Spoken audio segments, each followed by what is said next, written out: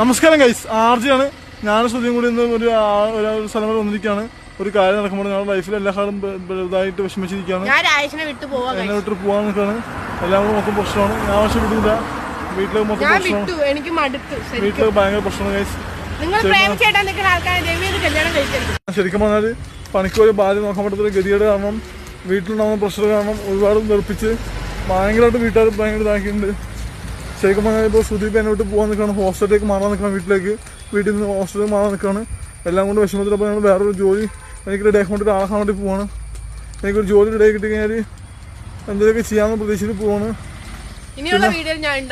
ശ്രുതി ഉണ്ടാവത്തില്ല മിക്കവാറും ഞാൻ വീഡിയോസിൽ. കാരണം ശ്രുതി ഹോസ്റ്റലിലേക്ക് പോകാൻ നിൽക്കുകയാണ്.